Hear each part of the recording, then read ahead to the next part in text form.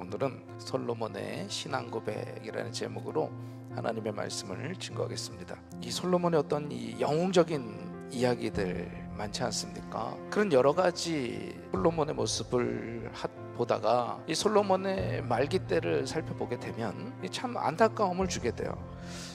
이 솔로몬이 끝까지 그 신앙을 유지했더라면 얼마나 좋았을까라고 하는 거죠. 자, 오늘 말씀을 보면 솔로몬이 성전을 완공하고 나서 봉헌 기도를 드리는 내용인 거죠. 이 기도 속에는 솔로몬이 하나님을 어떤 분으로 알고 고백하고 있는가, 어떤 분으로 알고 기도하고 있는가라고 하는 거예요. 다시 말하면 솔로몬의 신앙 고백, 다시 한번 솔로몬이 인정하고 있던, 솔로몬이 이해하고 있던 하나님에 대한 신앙 고백이 나온다라는 거예요. 이 기도의 핵심은 여기에 있어요.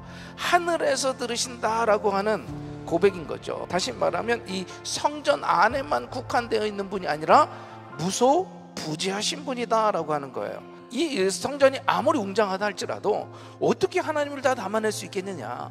하나님께서 이 성전 안에만 계신 분이 아니라 어디에나 계시는 하나님이시다라고 하는 무소부재의 하나님이심을 고백하고 있는 줄로 믿습니다. 여러분은 어떠십니까? 우리의 신앙생활을 보면 우리가 고백은 하나님은 무소부재하시고 우리와 함께 하시고 라고 고백은 하는데, 실상 나의 믿음의 상태, 나의 신앙의 모습은 전혀 하나님과 관계없는, 하나님은 나와 저기 멀리 떨어져 있고 하나님은 나와 관계가 없고 나는 하나님을 피해서 뭐든지 할 수 있는 존재처럼 생각하고 있다는 거예요. 하나님이 지켜보시고 계시다라 한다면 여러분, 우리의 삶이 어떻게 되겠습니까? 우리의 삶이 조금 더 거룩해지지 않겠습니까?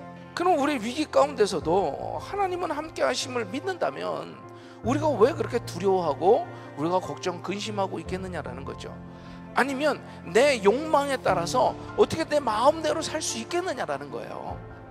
중요한 게 바로 이겁니다. 하나님은 무소부재하신 하나님이다라고 하는 거예요.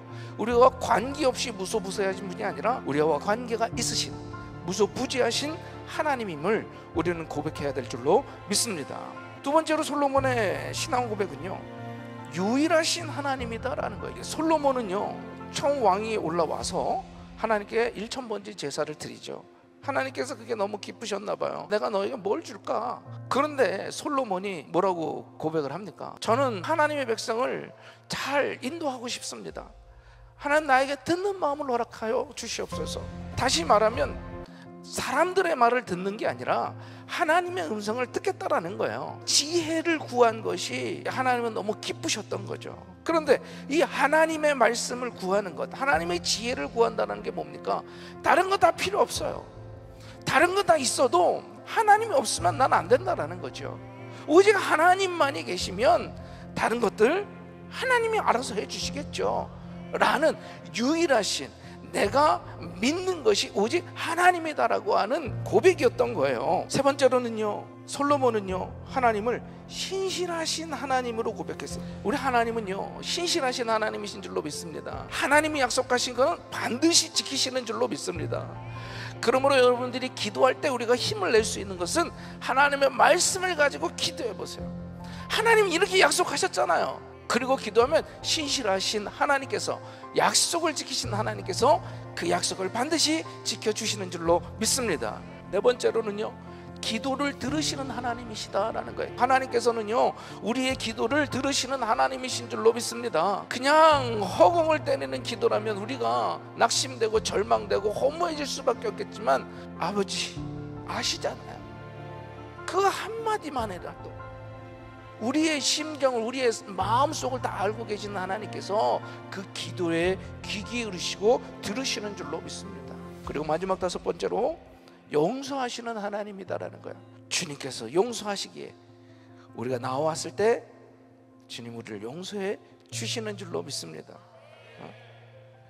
구원이 바로 그런 거 아니겠습니까? 하나님께서 십자가의 사건을 통해서 우리에게 보여준 사랑이 그거 아니겠습니까? 우리가 죄인이에요. 그러나 하나님이 부르셨어요. 그래서 십자가를 통해서 그 사랑을 확증하셨다고요. 바라기는 솔로몬의 신앙 고백이 나의 신앙 고백이 되어서 정말 무엇보다도 변치 않는, 주님 오실 때까지 그 신앙 고백으로 굳건한 믿음으로 살아가기를 주님의 이름으로 축원합니다.